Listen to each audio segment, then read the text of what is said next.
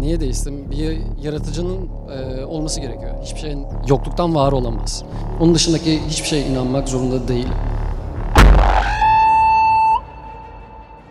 Ne bileyim deistler, ateistler, İslamiyet'e soru yönelttiler de İslam bunlara cevap vermeye çalıştı. Ben de diyorum ki bir kere de biz soralım.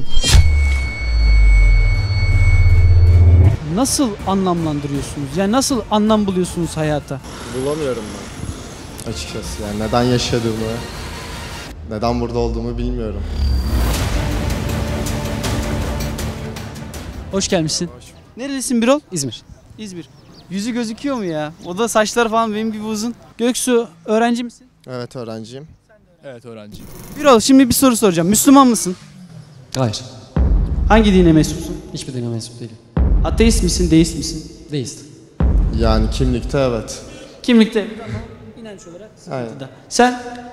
Benim de aynı yani, evet. Peki neden değilsin? Niye değişsin? Bir yaratıcının olması gerekiyor. Hiçbir şeyin yokluktan var olamaz. Onun dışındaki hiçbir şeye inanmak zorunda değil.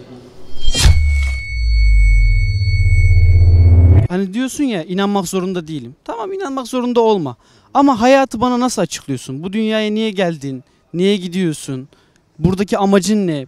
Bu soruları nasıl cevaplıyorsun? Hani bu zamana kadar hep ne bileyim deistler, ateistler, İslamiyet'e soru yönelttiler de İslam bunlara cevap vermeye çalıştı. Ben de diyorum ki bir kere de biz soralım. Ben de size soruyorum. Yani bir Müslüman olarak diyorum ki yani hayatı nasıl karşılıyorsunuz? Nasıl anlamlı kılıyorsunuz? Mesela hayatı nasıl anlamlandırıyorsunuz? Yani nasıl anlam buluyorsunuz hayata? Bulamıyorum ben açıkçası. Yani neden yaşadığımı, neden burada olduğumu bilmiyorum. Neden mühendislik? Ne yapacaksın? İleride iyi bir eş sahibi olacaksın veya iyi bir iş sahibi olacaksın. Sonra ne olacak bu? Yani hayatımı sürdürmeye devam edeceğim. Edebildiğim kadar. Ama bir gün bitecek ve bunun amacı ne yani? Niçin? Niçin bu? Ya bu soruyu ben de soruyorum kendime ya da insanlara. Bilmiyorum cevabı. Göksu, İslamiyet'in en azından buna bir önerisi var, anladın mı? Yani ben de birçok ideolojiyi araştırdım. Özellikle üniversitedeyken benim de çok sorguladığım dönemler oldu ama hiçbir ideoloji, hiçbir fikir, hiçbir düşünce akımı hayata neden geldiğimizi, bu hayatı anlamlandıracak tatminkar cevabı veremiyor yani.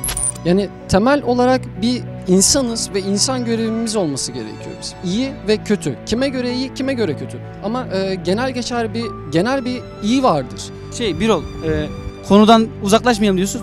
Tekrar soruyu soruyorum. Yani buradaki amacın ne? Bunları nasıl açıklıyorsun? İnsan iyi bir varlık olarak bu dünyaya geldim. Yani neye göre iyi, kime göre iyi? Mesela bir de bunu sorayım. Tamam. Bana göre iyi olan şey. Ben yalan söylersem kötü bir insan olacağım. Birini öldürürsem kötü bir insan olacağım. Ama bu dünyada bunların olmaması gerekiyor. Ve genel olarak dünyaya baktığımız zaman dünya kötü. Bak şimdi şundan bahsedeceğim. Hani dedin ya iyilik üzerine bir inancım var. İyilik yapmak. İyilik yapalım. Yani şucu olsun, bucu olsun, ateizm olsun, deizm olsun, başka hiçbir ideolojiden bunlara kapılmayıp ben böyle düşünüyorum diyorsun. Ben özgür düşünüyorum diyorsun. Tamam, saygı duyuyorum. Ama şöyle bir soru çıkıyor ortaya. Yani sadece iyilik yapmak bu hayatı tamamen anlamlandırıyor mu? Yani iyilik yapmaya gelmişsin. Yani iyilik yapmanın da bir amacı olur ya, hani iyilik yaparsın bir şey olur yani. Hani bu hayatı tam olarak doldurmuyor, anladın mı? Buraya neden geldiğimizi açıklamıyor. Kendi kendime iyilik yapmıyorum. Yani başka insanlara mesela ben işe yarar belki de hissediyorum yani. Tabii ki de hayata geliş misyonum bu değildir yani, kesin iyilik yapmak için gönderildiğin gibi bir şeyim yok ama hani ya ben böyle bir şeye inanıyorum yani, bilmiyorum açıkçası. Varoluş amacını sen mi belirledin? Kendin mi belirledin? Mesela Bir güç belirlemiş olabilir. Ama benim bu dünyada yapacağım, var edeceğim şeyleri ben belirlerim. Başka hiçbir şey belirleyemez. peki bir soru soracağım. Yani mesela eğer bir yaratıcı varsa yaratma amacı ne olmalı? Yani bir amaçsız bir şekilde mi yaratmış olmalı? Yani çünkü senin inancına göre öyle. Amaçsız bir şekilde yarattı, bıraktı falan. Benim inancıma göre amaçsız bir şekilde yaratmadı. Mesela ne amacı olabilir? Bu soruya cevap vermeme hakkımı kullanayım mı? Mesela şu dediğimiz mevzu var ya, agnostizm mi deniliyor? Bu bilinemez. Şüphecilik. Sadece şüpheci kalıyorsun buralarda. Doğru muyum? Yani aslında bir cevabın yok hayata dair. Tam olarak bir cevabın yok. Aslında her şeye bir cevabım vardır. Yani mesela bu sorunun cevabını ben merak ediyorum işte. Yani diyorum ki eğer yaratıcı yarattıysa amacı ne olmalı? Yaratıp bıraktı, öyle takılıyorsunuz falan. Öyle mi? hayır, yani ben felsefe okuduğum için de yani birazcık farklı düşünüyorum. Bu soruya cevap vermeme nedenim çok fazla spekülasyona neden olur. O yüzden farklı yönlere çekilebilir. O yüzden hani buna cevap vermek istemiyorum. Ben de diyorum ki eğer bir teoriniz varsa gelin sunun, biz de öğrenelim. Bu hayatın anlamını beraber bulalım ama bu hayatın anlamını en güzel İslamiyet açıklıyor. Bunu bence araştırmaya değer.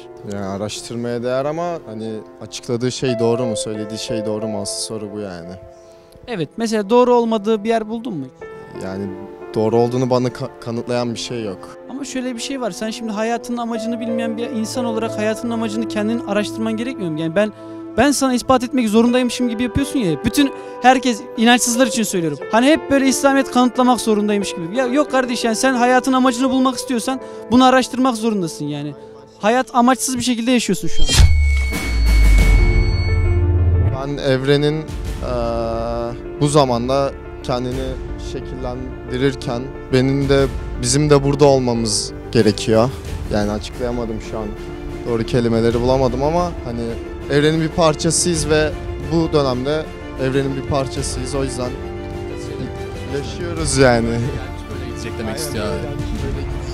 Ya ben öyle düşünüyor muyum? Öyle değil. Ya ben diyorum ki bu ister istemez bu gerçekten buraya neden geldiğimiz sorusunu değiştirmiyor. Mesela felsefe hep bununla uğraşmış, felsefe, anladın mı? Yani adamlar düşünmüşler. Lan 3 tane soru çıkıyor. Ben kimim? Buraya nereden geldim? Beni kim gönderdi? Eğer varsa, anladın mı? Bu gibi sorular, anladın mı? Temel sorular. Yani bir adada uyandın, bu soruları sorarsın, doğru muyum?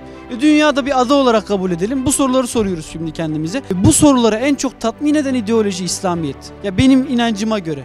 Eğer diyorsan ki ben bu soruları tatmin eden çok güzel cevaplar buldum, ben seni çok rahat sabaha kadar dinleyebilirim. Ben öyle bir iddiam yok açıkçası. Eğer böyle bir iddianız yoksa bence İslam'ı araştırmaya değer. En azından araştırmanızı tavsiye ederim. Daha ciddi. Yani sadece çevrede şuna sordum, buna sordum, imama sordum, namaz kılan adama sordum. Ben kendim inanacaksam kendim araştırır, kendim sorarım. Ben de öyle olması gerektiğini düşünüyorum. Tanıştığıma çok memnun oldum. Göksu, Onat. Tamam, teşekkür ettim Birol. Teşekkür ederim. İnşallah görüşürüz. Bizim mekanımız var. Çaya çorbaya bekleriz Birol.